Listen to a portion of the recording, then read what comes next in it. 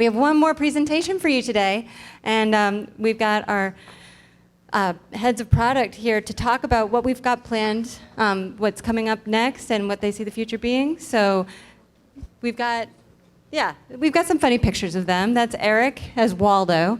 Kyle said he couldn't find a picture of himself in costume, so he did share this color run of him and his girls there. So thank you guys for finishing up the rest of the day for us.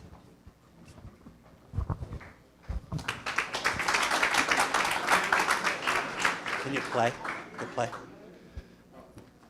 Can you guys spot me? You see me? Welcome to the late night infomercial portion of the program. I'm going to talk all about us. It's been great hearing about everyone's program all day, connecting with clients yesterday. But we want to talk about a little bit about what we achieved in 2019. So we want to talk about the customer request process. So some of you may not know, like we have a dialed-in process for reviewing your requests, and we want your requests. So last year, we accomplished 234 ideas that came from customers.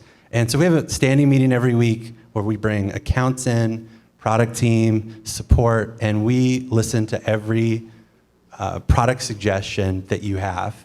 So we take them very seriously. So I want to do a little bit of a victory lap to show you what we built this year and talk about a couple of things that are coming up.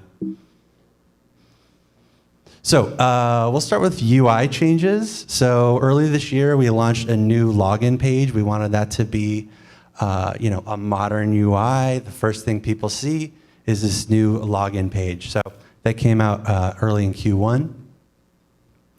And then this is a request that we kept getting, we've got for years, and the Pinterest view. So we wanted a nice multimedia, more visually appealing view of your ideas. So as far as I can tell, the feedback has been really great on that one. And then we also heard from moderators and administrators that they're having challenges seeing what their communities look like as an end user. So we built a couple of tools that would allow you to easily toggle between being a moderator and being a member of a community. So this is one of them. It's an easy toggle from your dropdown. And then we also, along that same notion, we also built this campaign preview. So again, you could see what your end users see when you invite them to the community. We also built stage end dates. So again, we're hoping to alleviate some work of your moderators. You want to cut off participation at a certain point. So that's why we introduced the stage end dates. And then also just the simple task of a campaign timeline, when things are closing. So print idea, last year, this week at Open Nation, I was sitting with Henrietta on a bus on the field trip, and I said, what is your #1 request? And it was to be able to print ideas. Her pain point was executives wouldn't come to the community, and you needed to get these ideas in front of them. So 4 months later, we've got print idea. We introduced a star subscribe button. So this is an old feature that we brushed up on. It used to be a piece of text that said, follow this idea. Since introducing this, usage of that feature is up 4 times. So that's like awesome product adoption. By the way, if anyone's not using these things, call your account manager and they'll get you on board. Backend changes. So last year, we demoed a beta of our Slack integration. And that is now available in the Slack App Store after much back and forth. So that is a great way to capture ideas that are happening in your Slack channels. You can post them right to IdeaScale. Along with that, an app directory, so you can easily manage all your integrations. And also our idea portfolio. This is a moderator tool for you to manage all of your ideas. It's designed for a single page of everything that you've collected and ways that you can move them, you can adjust them, you can tag them. So sort of your one-stop shop for moderation. And as we have this reputation of being a very secure platform, the safest in the space, we introduced two-factor authentication. And I'll just mention a couple of things that I'm working on, that we're working on in 2020.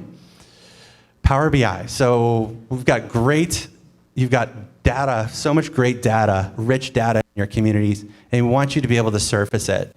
So we're looking here at a community page where I can segment and I can look at just one campaign. I can segment on dates. I can look at how many ideas are in each funnel, and then of course it's super dynamic, data rich with all of your data. Another one based on members, so member timeline when members join, participation per campaign, leaders. Heather, I think you're up there. Shout out to Heather. And this is based on ideas.IdeaScale data. And here's some eye candy here, where your ideas came from. So that's a Power BI integration. The other big one that we're working on is a new member management panel. So again, one-stop shop for all your member needs. I can approve members, I can add them to groups, I can elevate them to moderators or administrators, again, all in this one place. I can search and just look at certain groups or certain profile fields, and yeah, that's member management. And Kyle, my colleague Kyle here, has got some advanced initiatives he wants to go over. Thank you. Thanks, Eric. I'd like to invite you all to talk to him more about the features you saw, and he's working on submit by email, which is really hot. So get in touch with him in happy hour. I'm going to talk about some advanced initiatives, and my topics, let's see, up, down.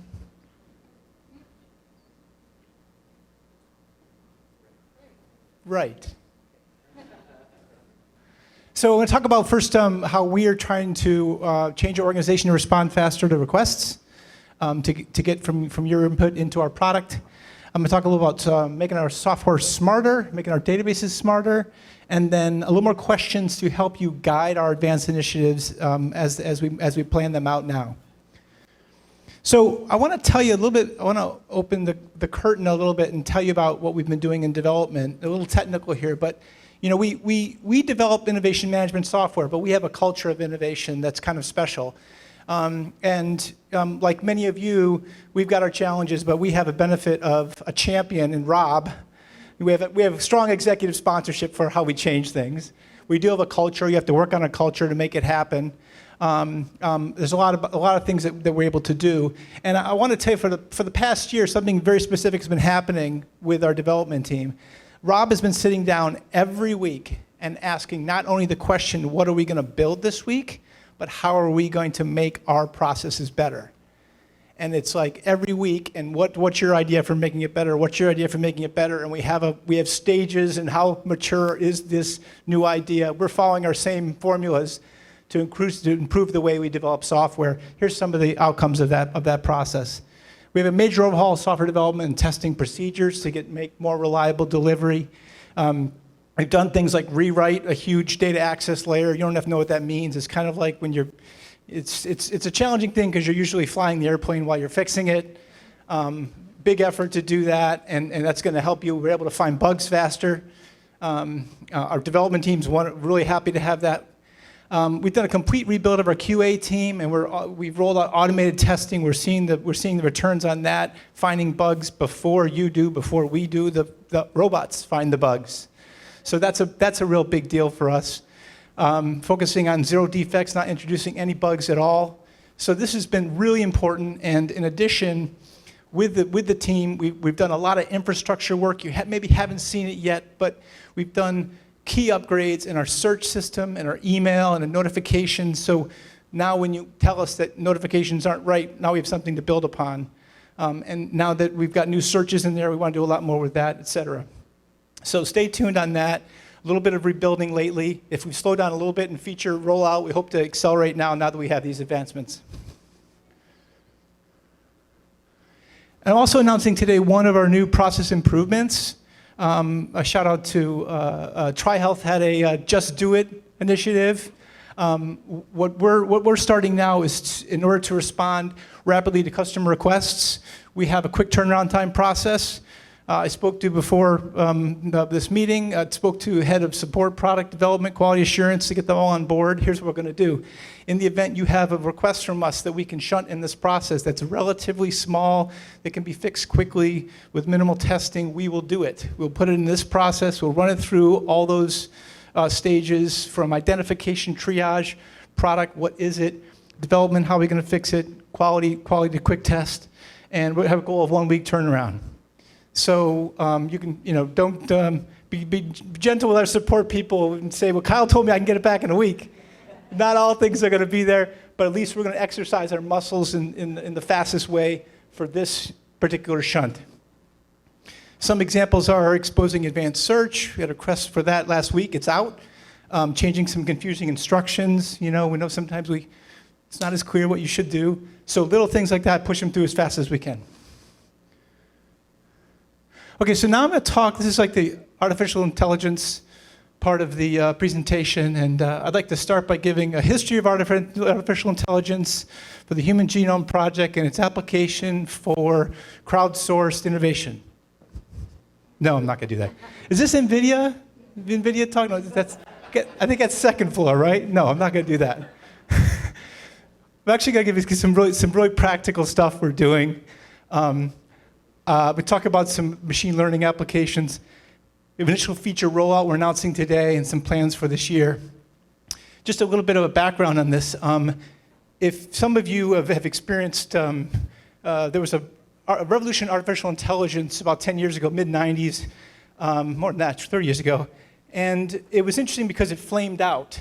And I was in grad school at the time studying computational biology, genomics and stuff. And what was interesting about that flame out is there was one category of AI that kind of still worked. And it was, at the time, it was called expert systems. So if you studied an expert that was doing a very specific task, and you trained up an algorithm very well to duplicate that task, to ask as a companion, that was the one area that really did work even back then, while all this autonomous stuff, people, computers replacing people, everything else kind of flamed out.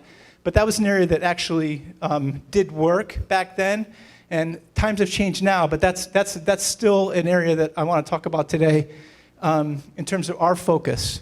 I'm going to talk about, the new term for that is, I'm related to augmented intelligence. So this is our approach to adding machine learning, natural language processing, different flavors of AI into the product. So augmented intelligence attempts to help you make decisions and take action faster by assisting with the procedures that you are already performing day to day. This is what we're going to do with the product. If there's any place in the product that we can make a suggestion, that we can make an improvement, that we can accelerate your process of using the product, that's what we're going to do. There's two ways to look at this. We know your contributors are the source of your ideas, but they don't know a lot about the other ideas entirely. They have sort of limited understanding, so they have some limitations in their ability to contribute. Your moderators are campaign experts, but they don't have total awareness of everything that's going on, right? So there's some gaps in knowledge that they have. But us, in our system, the IDEA portfolio is rich with information about submitted and reviewed ideas.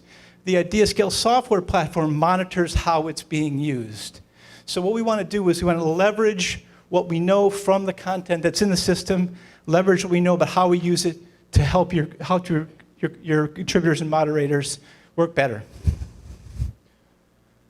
So here's the feature we announced today, suggested tags. Why do we care about tags? It's the basic way for us to categorize ideas so you can later search on them. You can follow them and subscribe to them, get notifications when someone enters a new tag. It's the most basic way for us to organize ideas. So how are we going to make that better with augmented intelligence? So during idea composition, we're just based on the tags. We're going to harvest the tags from similar ideas to the idea you're submitting. And those essentially become the suggested tags. So the hope here is that instead of thinking up a tag, to the extent that this suggestion is good, you just say agree, agree, agree. And that'll promote more use of tags. And importantly, because of this machine learning aspect, the more ideas you tag, the better the suggestions become. So this is sort of a virtuous cycle. So we talk more about that. Ask me more about that later, how to get this going, how to seed the information and accelerate the use of tags and in the process. It's broadly useful for crowdsourcing your topic tagging, and it works at specific and narrow conditions, like technical terms like, like a portable radio or a technical product tag, to a broader thing like cost savings. So it's general purpose. It's less accurate at cost savings, but it's a general purpose technique that we hope will work well for you.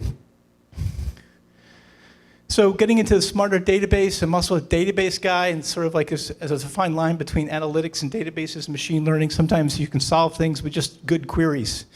We're focusing a lot on search capabilities in the system, and we have upgraded our text search system. We currently have text search for any word in an idea, title, description, or comment. And you can search using idea tags, campaign stage, submission date. And we've got some planned features that are a little bit of analytical flavor to them, a little NLP. We want to add the searching of campaigns. I know some of you have a lot of campaigns. We're going to get searching of campaigns, members, but also expand into custom fields. So custom fields should be in there. We'll work on that, so you're searching on those as well. Some more advanced things, wildcard searching. And down here, there's two key NLP things. We have the ability to extract relevant words. So the notion is you do a query, you do a search of some kind, and you want to say, well, I got all the ideas from this campaign, maybe in the last month. What are the emerging themes in the campaign? So this will tell you what the relevant keywords are. You say, oh, that's a theme. You could turn around and use that as tagging. There's a variety of ways. So you want to be able to understand, interrogate your data. Maybe you take that information and you say, maybe I should start a new campaign from that theme and go even deeper. We've had other customers who've had some success in generating clusters of similar ideas from an entire portfolio or from a search. So you want to know, just put it into 10 categories. Analyze all these ideas, put it into 10 categories, show me what the categories are, and I'll study them, and it'll give me a sense of what the themes are. That's another capability we're working on, possibly rolling out soon. So this is, I'm between you and happy hour, so we're trying to keep it brief. I do have additional slides, and I've talked to some of you before about these advanced ideas that are related. Talk to me later today or tomorrow. Here's a few things for food for thought. Please tell me how you're using community and moderator tags. Are you using custom fields? I want to understand that better. Similar idea linking. Shout out Joey of the Air Force. Thanks for we showed him that we could have a rich type of linking where we could say one idea is a fragment of another idea. It builds upon another idea. It's the child of another. So we could relate ideas better. And I'd like to hear if that resonates with you and if you'd use that. Any advanced search improvements you'd like, any idea portfolio search improvements, please let me know. How do you want to identify idea topics? People are using community tags. Keyword extraction, I talked about unsupervised clusters. Do you want to visualize things in a relationship graph? We've talked about that a lot. Like to get more input on that. And moreover, more broadly in the innovation management system, we like to get smarter with a variety of ways that we accelerate the funnel. Negative sentiment comes up. If you think you could use sentiment analysis to weed out negative comments of some sort, come talk to me. It's an interesting case, but I need some support for that. How do you identify best ideas? Maybe we could help with that. Are you mining your past campaigns? We want to be able to have a database that's rich that you can look at your past campaigns, get more of them, start the next campaign. And more broadly, executing your funnel faster. We want a turbo boost review process. And finally, we want to have smart calls to action. We want to get to the right nag at the right time. And so this is another area where we could apply some machine learning to find out what's the best way to move someone along in the process and get them back to the platform to participate some more. So I think, yes. So that's all. Thank you very much. Thank you, Kyle. Thank you again for showcasing the ideas in IdeaScale.com and ideas.ideascale.com that made it through this year. Just a reminder to all of you, please participate in that. We are listening. The team works very hard and pays super close attention to that, and we want to keep hearing from you. I want to take an opportunity to connect all of us one more time before we head down into happy hour. So if you are a LinkedIn person, could you please open up your LinkedIn app for me here for a second? We're going to connect as many of you as possible in just a minute. I want to take another second to remind anybody who is going on the tours tomorrow that the address for WeWork White House is in the program. If you signed up to be on the tours, you're on the tours. Just be there at 9 a.m. to get on the bus tomorrow morning in order to join us. So the way some of you might already know how this works, but it's a really great way to connect in real time with anyone who's nearby. So Whitney likes to call these the two best friends down here, the little blue people. And then on that screen, you can see this little blue person here with a plus. And you go to Find Nearby, it's often off, and you turn it on. And now, everybody in the vicinity is going to start showing up for each other. So you can just add everybody who's in the room right now together. Thank you, Joey, you were my first ad, thank you.